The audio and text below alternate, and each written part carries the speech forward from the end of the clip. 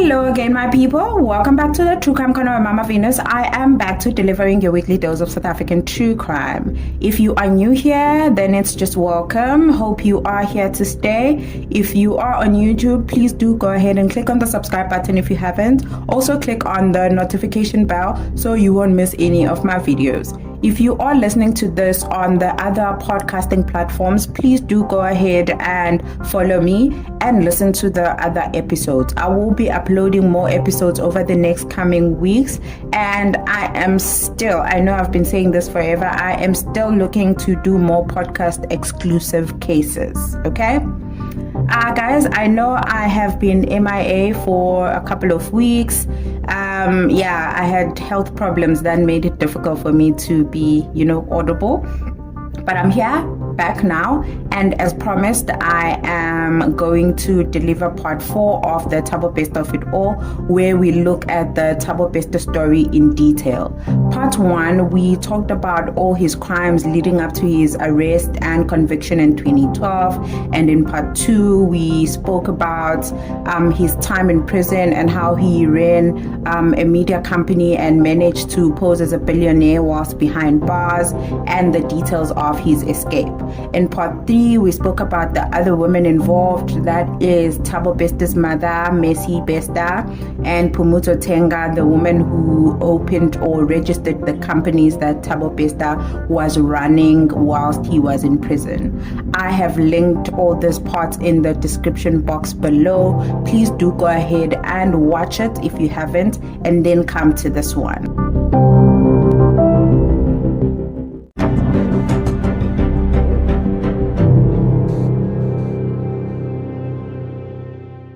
This part 4, we are going to be focusing mainly on Dr. Nandipha Magudumana, the Bonnie to Thabo Bester's Clyde. Okay, let's begin with the story. Nandipha Magudumana is said to have been born on the 15th of September 1989 in the small town of Bizana in the Eastern Cape province here in South Africa.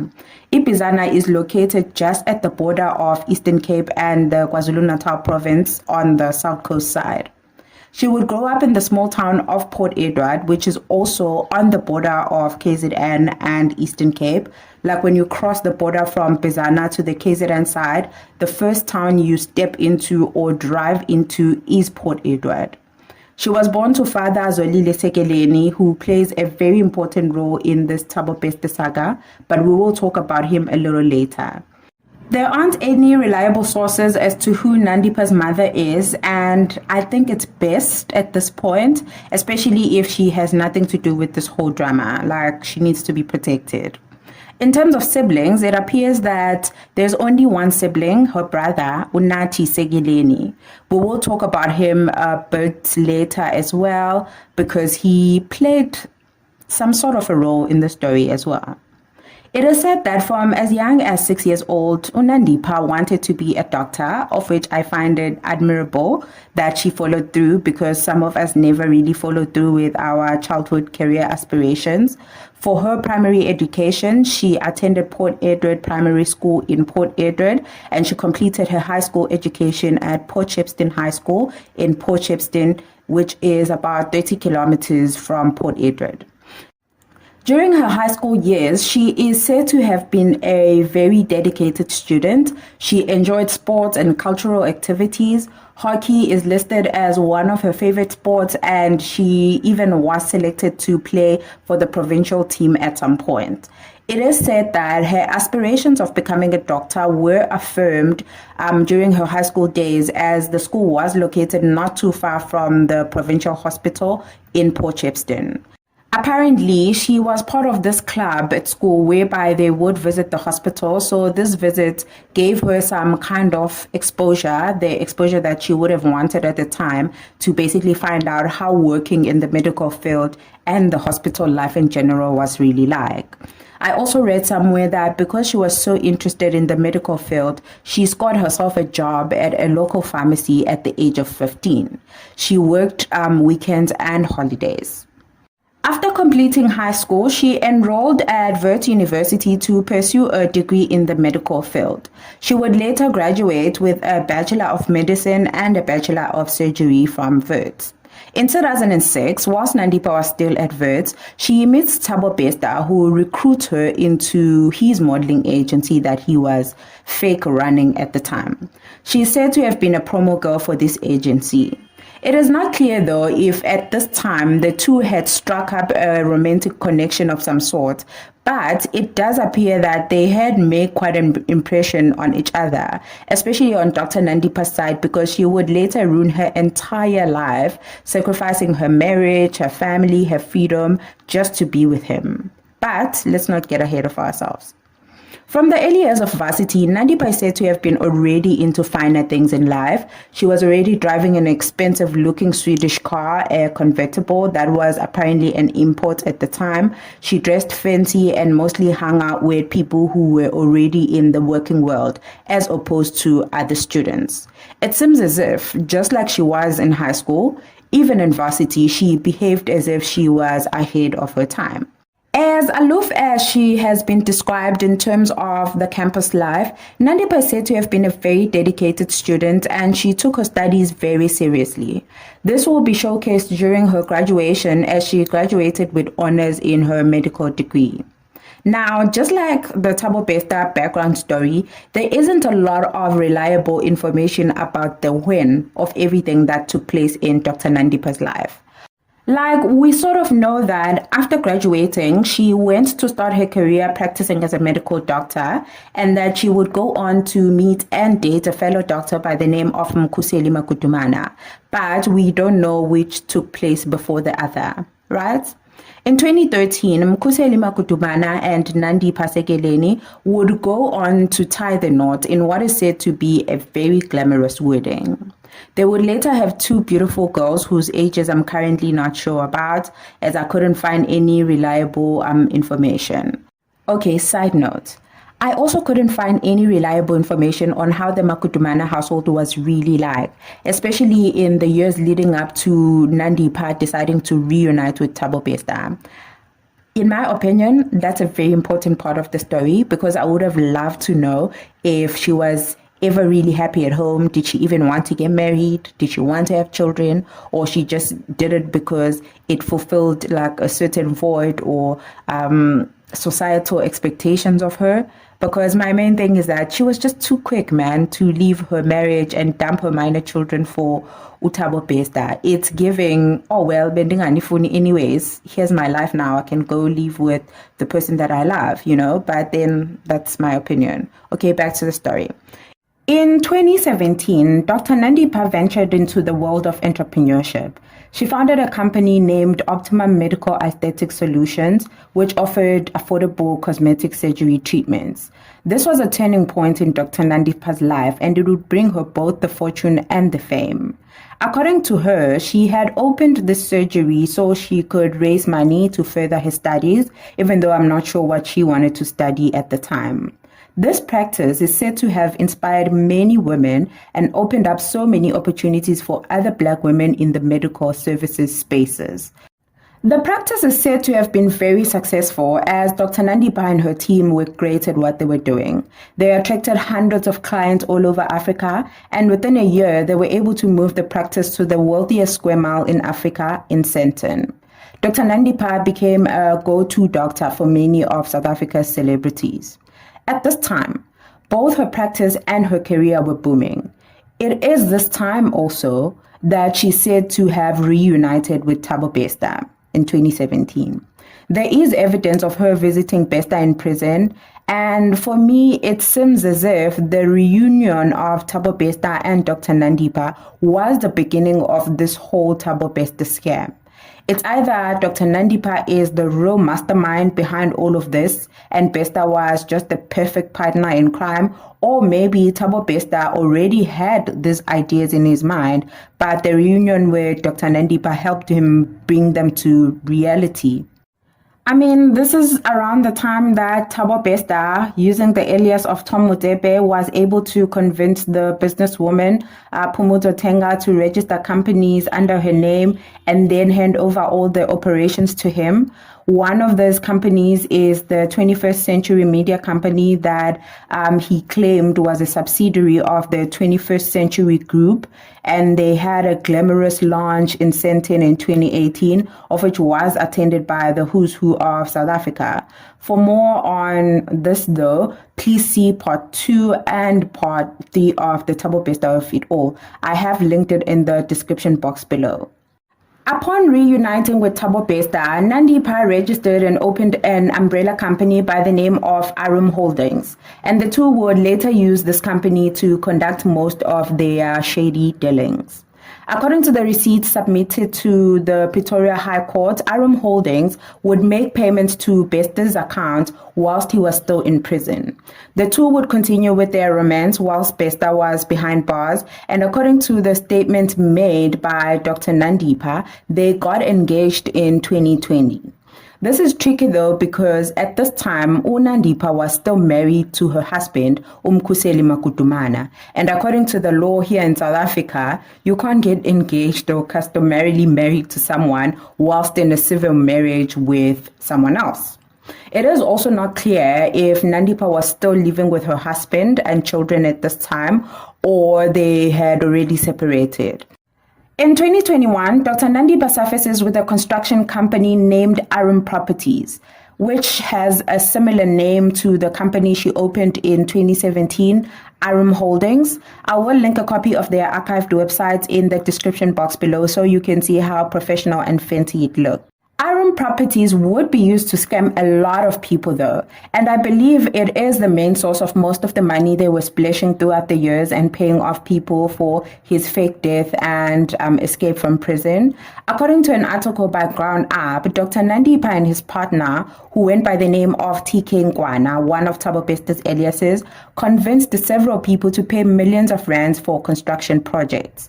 These construction projects, though, wouldn't really amount to anything once the clients had paid, and the goods and services would never really get delivered after payments.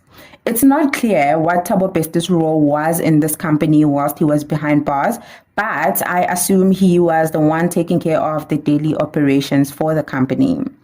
As we've established in part 1, part 2, and part 3 of the series, Thabo Bester was really living his best life in prison, man. And it's really no surprise how the relationship between him and Dr. Nandipha was able to flourish and lead to what it is today.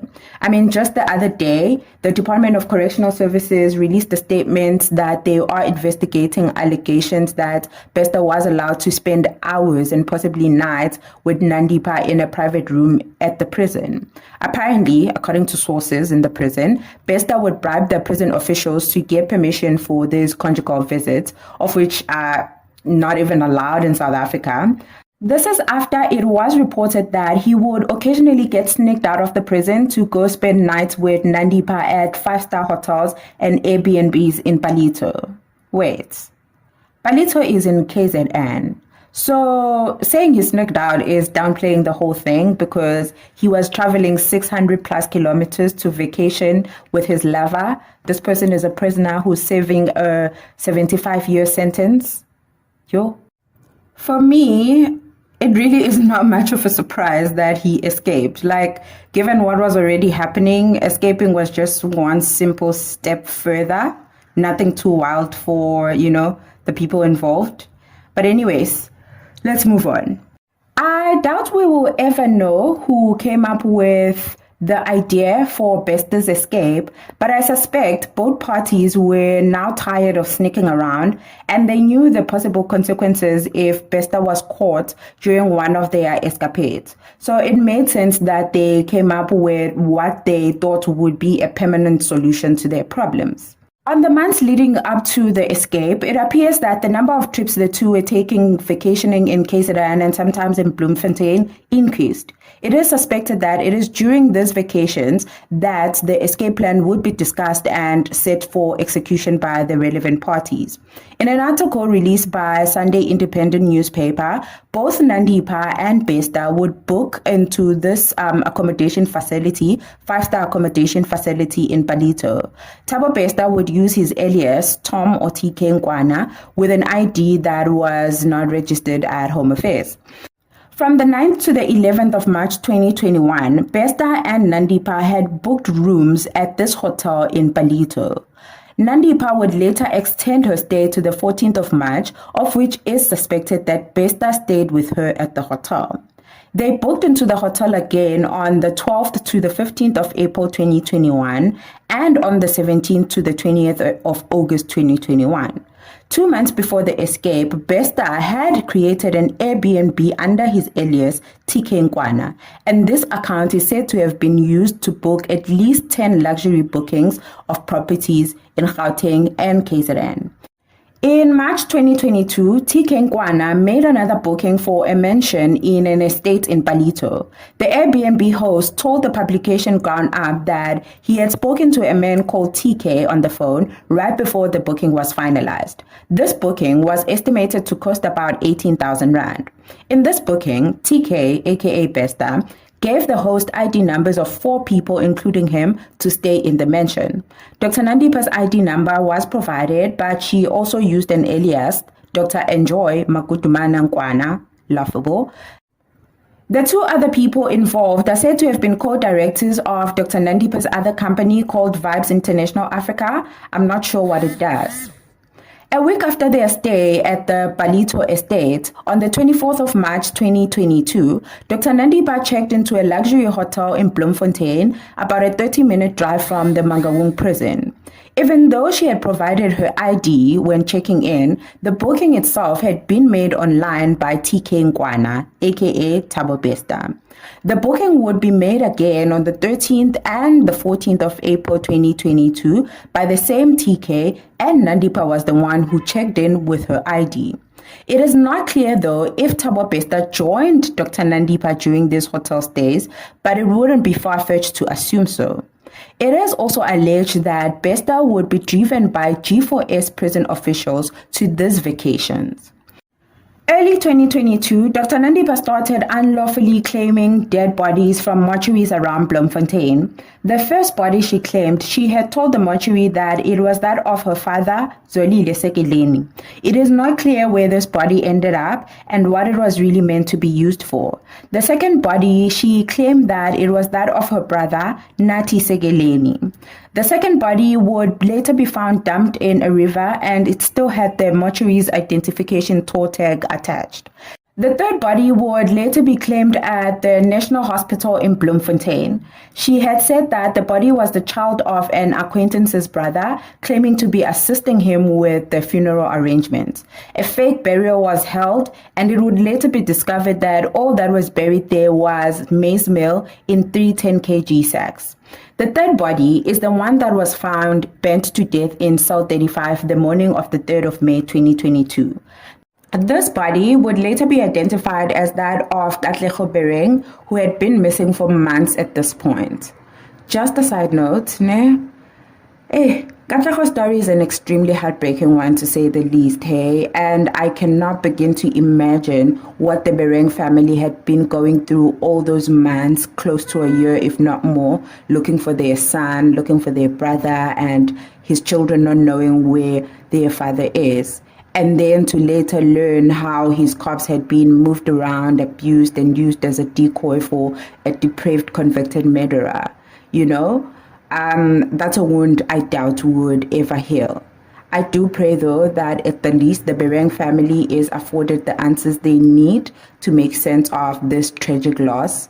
But then again, also, because South Africa, things don't actually work out for the good for the people. If you're looking for answers, this is not the place to find them, And I also hope that now his spirit is resting in eternal peace. Okay, back to Nandipha. 2 weeks before the escape, Nandipha checked in at the Palito accommodation. This was on the 19th of April 2022. She stayed there for 11 nights until the 30th of April. During her stay, it said that she was accompanied by 3 others, one of whom was a co-director of the company Vibes International. The booking had been made by TK, aka Bester. He contacted the Airbnb host via WhatsApp, and the stay is said to have costed about 90,800. It had been booked and paid for a month earlier on the 23rd of March 2022. Whilst Nandipha was away in Palito, the wheels in Bester's escape plan were beginning to move a little faster. Bester had now applied to be removed from general population and transferred to a single cell. A day before Thabo Bester was moved to cell 35, Dr. Nandipha's father, Zolile Sekeleni, hires a car from OR Tambo Airport, and this car somehow ends up in Bloemfontein and is used to pick up Katlego's corpse from the National Hospital in Bloemfontein on the 29th of April. The corpse is then stuffed into a TV cabinet and transported to Mangaung prison. Apparently, when the car got into the prison's gate, it was never searched. The TV cabinet was then placed at the prison's workshop for about a day or so, and then it was picked up in a wheelie bin and then taken to the prison yard and later into Bester's cell on the night of the 2nd of May 2022. A fire starts in cell 35 and a burnt body is discovered. In the while, Bester leaves the prison dressed in a prison warden uniform. I'm not going to go into detail in terms of what happened that night. I will be doing a detailed video on the involvement of the G4S officials in this whole saga, right? The next day, Nandipha's father, Zolile Sekeleni, shows up at Mangaung wanting to claim what was believed to be Bester's body. The state, of course, refuses to hand over the body to him because he wasn't a registered relative, and they hadn't even gotten an opportunity to alert whoever was listed as Bester's next of kin. As this attempt failed, Nandipha shows up the next day with an affidavit and a statement from her father stating that Bester was his customary son-in-law. It said that the affidavit had been commissioned in Polokwane by a police officer who was later found out that he had been fired 4 months earlier in January 2022. At this point, the state felt like they had no choice but to hand over the body to Nandipha. Back at Mangaung prison, there were already suspicions that Bester might have escaped, and the police were still investigating the whole fire incident, trying to find out if it was murder or suicide. So when they caught wind that Nandipha had taken the body to Soweto, they immediately claimed it back and it was transferred back to Bloemfontein. On the 19th of May, Nandipha files a motion at the Pretoria High Court requesting that the body be returned to her and that the court must grant her all the rights to do as she sees fit maybe with the body, since she was Bester's customary wife and Bester had no living relatives at the time. Whilst Nandipha was fighting tooth and nail for this body, Thabo Bester's biological mom, Messi Mabaso, surfaces. She also went to claim Bester's body from Bloemfontein, and this is probably one of the things that threw the whole plan off, because I don't think Dr. Nandipha and Bester had accounted for Messi's actions, and I get why, she had been an absent mom from when Bester was about a year old, so why would she have any interest in him as a supposed dead man, She had never showed up for anything, the previous court cases and all of that, she had never showed up, so why would she show up now, right? It is said that hours after the prison escape, Bester and Nandipha were booked into a hotel in Durban. The booking had been done by one of their friends. Remember, Nandipha had to travel to Mangaung on the 4th of May, the day after the escape, to present the letter from her father and the affidavit claiming that Bester was her customary husband. I assume at this point they had traveled to Bloemfontein together and then went back to Durban. On the 10th of May, they were still in Durban, and Nandipha goes into a dealership in Umhlanga and hired a Mercedes S63 AMG with an offer to purchase for about 1.7 million rand. However, this money was never paid to the dealership.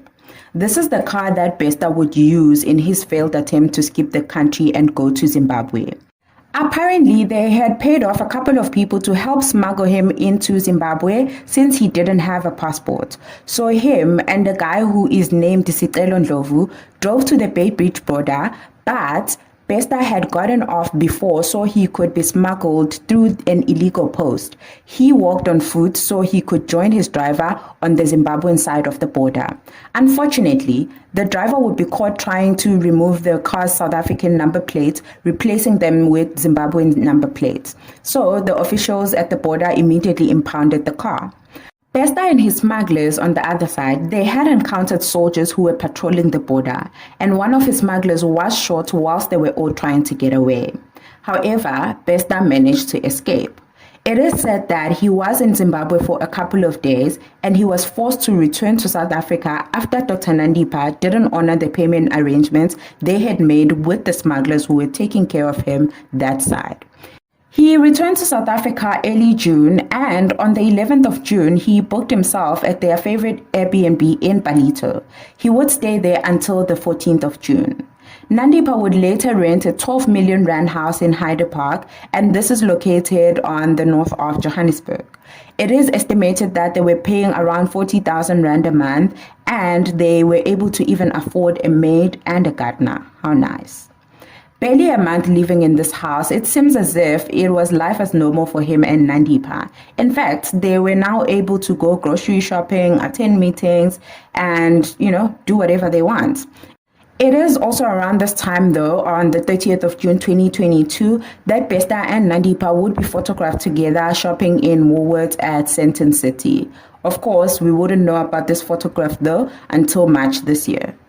With Bester outside prison, the couple seems to have continued with their scammer ways. In August 2022, Aram Properties, one of the scam companies that they were running, hosted a Women in Property brunch in celebration of Women's Month.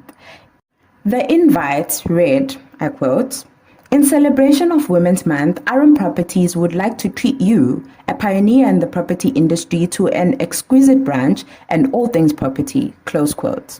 The attendees are said to have been offered services of constructing luxury homes from Aram Properties, and this quoted up to 3 million rand below the other companies in the industry. I mean, I don't know why people signed up for this, because 3 million rand below the standard rate is quite suspicious to say the least. Later though, the clients who signed up reported that they had never gotten their money's worth.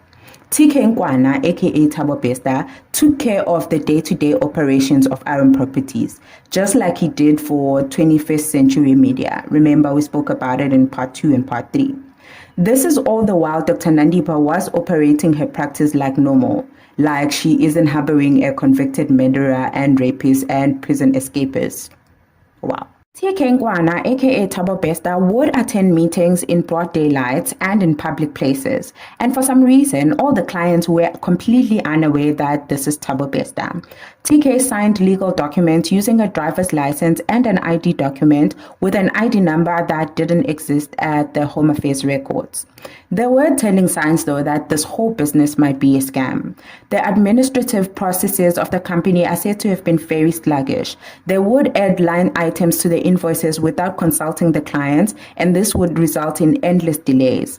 The clients, when they asked for clarity on budgets and schedules, TK would get very agitated and behave rudely towards them. Another thing that was a telling sign was how difficult it was to get a hold of TK. Apparently, he changed his cell phone numbers all the time. The actual construction itself is said to have been outsourced to subcontractors, and very little work was getting done. The biggest telling sign, though, that this was a scam was that there was no company by the name of Aram Properties on the CIPC database, meaning it was not a registered company in South Africa. Only Aram Holdings was registered under Dr. Nandipha's name. It was later discovered also that even the pictures that they had used on their fancy website were not originally theirs. They had been sourced somewhere else on the internet. Nandipha and Bester would continue with their scammer ways until the news about his escape broke. What I am interested in knowing though, just a side note, were Bester and Nandipha not aware of the investigations that were taking place at the time? Remember, the JICS and the SAPS were both conducting investigations both on the death and the allegations of the escape. I mean, you would expect them to know, Dr. Nandipha and Bester, you would expect them to know because they have a track record of being resourceful and paying off people. So why now? Why would they not get someone to keep track on how the investigations were going so they can make a plan B, C, D, E, you know? It's confusing to me, honestly. But yeah, it is what it is.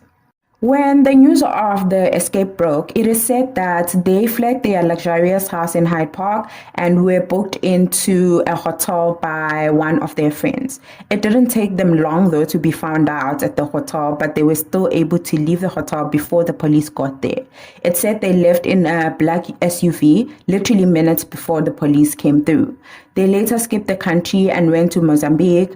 They were there for a couple of days and then they fled to Tanzania. That's where they were caught and arrested and brought back to South Africa.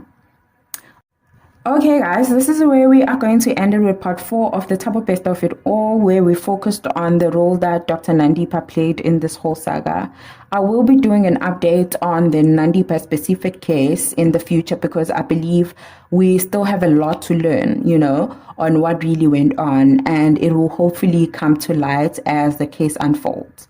But I'm not holding my breath. I am currently putting together a script for part 5 where we will be looking at the role that the G4S officials played in detail. I also want to cover the case of Katlego Bereng, but I want to wait maybe a week or two just to see how it all unfolds and if the family is able to get the answers that they are looking for. But yeah, guys, thank you so much. Thank you for listening. Thank you for watching. Please don't forget to like, share, subscribe if you haven't. Also, we reached 2,000 subscribers this week. Thank you so much to the new subs, like, you know, guys. Yeah, thank you. See you on the next one. Goodbye.